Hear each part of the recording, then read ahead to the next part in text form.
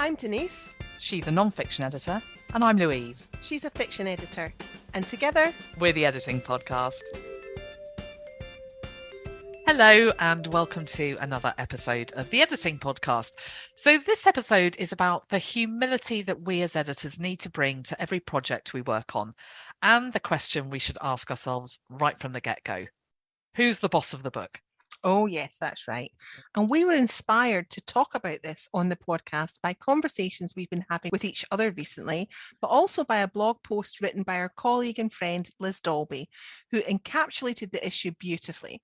And we'll put a link to that in the show notes for you. Yeah, we will. So in this episode, we're going to pull out some of the issues that have been on our mind and that Liz discussed, and offer you some tips on managing the preliminaries of the author-editor relationship effectively so that both you and the client come out of the project at the end with a sense of a job well done. Yeah, so that project, that journey from the editor's point of view starts with the question, who's the boss? And the answer is... the author. Yeah. It's their book. They wrote it. They're the boss. And that's a great place from which to approach every new project, because it reminds us that, yes, we have expertise in helping the author make the text the best it can be. Yeah, but, and this is something that Liz was really keen to draw attention to, we're far less likely to be experts in what the text is actually about. So if we're editing the author's memoir, we aren't the ones who lived that author's experience. Yeah, and if we're editing a journal article about research the author has carried out, it's not us who've done that research. And if we're editing fiction, the protagonist, for example, is the author's creation, not ours. Exactly. Now, that doesn't mean that the writing is perfect. It doesn't mean we shouldn't suggest amendments that improve understanding, clarity, and flow. We should, because that's our job. Yeah, and it doesn't mean we shouldn't draw attention to language choices that might alienate some readers, or to narrative and dialogue that could drive the story forward more effectively with some tweaks. We should. That's our job too. Yeah, but while we do that, we need to hold on really tightly to a core principle, and that is that we're not the boss. The author is. It's their text. They own it. And we're there to help them or suggest ways in which they might elevate their work. And that's what our edits are likely to be for the most part, suggestions. Absolutely. Yeah. So yes, we might spot an errant apostrophe or a typo or some inconsistent formatting or the wrong label on a graph or a table.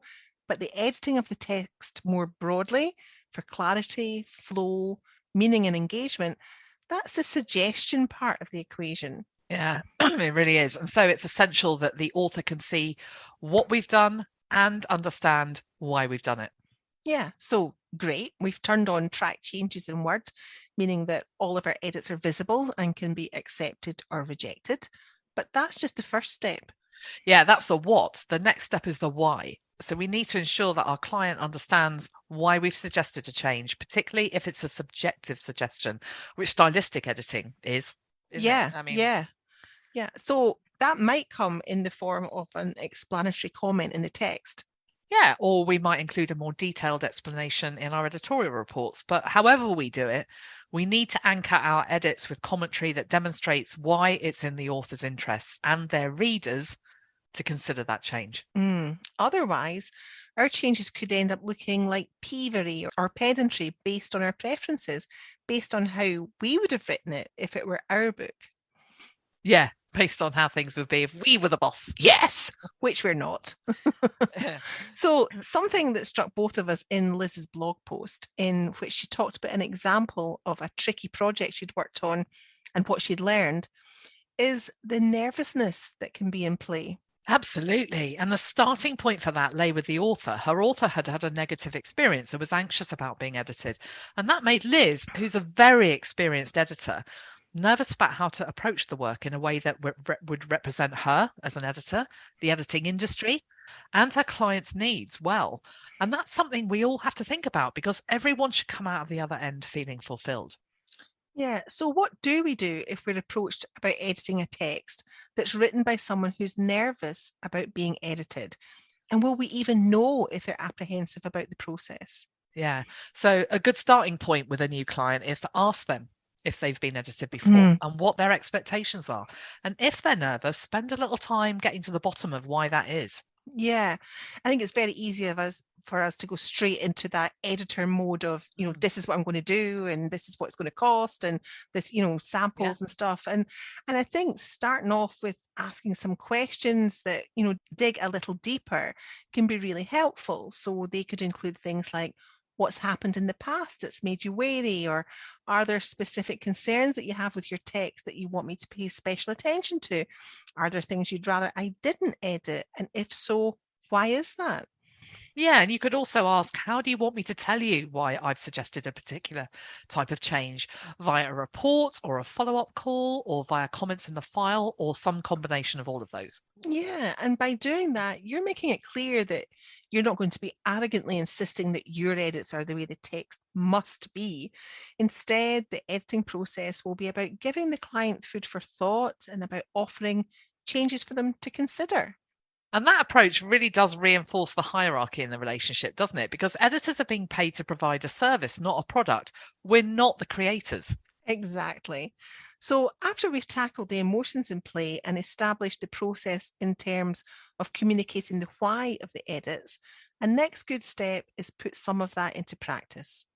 Yeah, so this is where sample editing does come into play. Mm. Sample edits help authors and editors because they give both parties the chance to experience how the editing process works and review whether the editing and the way in which it's being communicated are effective. Now, one thing we do need to be careful with here is the time that might take, because a lot of back and forth could be expensive and affect not only how long the project takes, but also whether it's economically viable for you. Yeah, so if you're going through a sampling process and working with a middle person, such as a publisher or a project management agency, rather than directly with the author, does the project fee and timescale allow for this work, or might you have to renegotiate with them? Yeah, and if you've been commissioned directly by the author, agree the terms up front. How long will the sample be? Will you charge separately for it, or will you include it in the whole project price? Yeah, and this step in the process will give you both confidence as you work through the rest of the project. You, as the editor, will be able to get into the groove of the editing in a way that your client's already approved of. And your author can look forward to reviewing your suggestions rather than worrying about what's coming. That's a win for everyone. Yeah. And it moves editing into a space that centers collaboration and support rather than arrogant prescription. Yeah. Now, freelance editors do get to be the boss sometimes when it comes to deciding who to work with, which type of services to offer, or which subjects and genres to specialise in. And how much to charge, or what fee to accept, and when to work. Those are all examples of decisions we make as business owners, but we don't get to be the boss of the book unless it's a book we've written. Exactly. Write your own book. That's it. Yeah. That was a bit bossy, wasn't it? Yeah. Write your own book. So I think we've made our point there. Yeah. So that's it for this episode. Thank you so much for listening. If you'd like to help support the Editing Podcast, you can join our Patreon community for only £3 a month. We'd love to have you on board. So if you're interested, hop over to patreon.com/editing podcast. All our patrons get exclusive accents. We can do, well, they will, because not in the I'm the Scottish one. And I'm the English one. All of our patrons get exclusive access even to a huge batch of transcripts, and we'll pop a link in the show notes for you for that. In the meantime, she's been Denise. And she's been Louise. Join us again next time. Bye.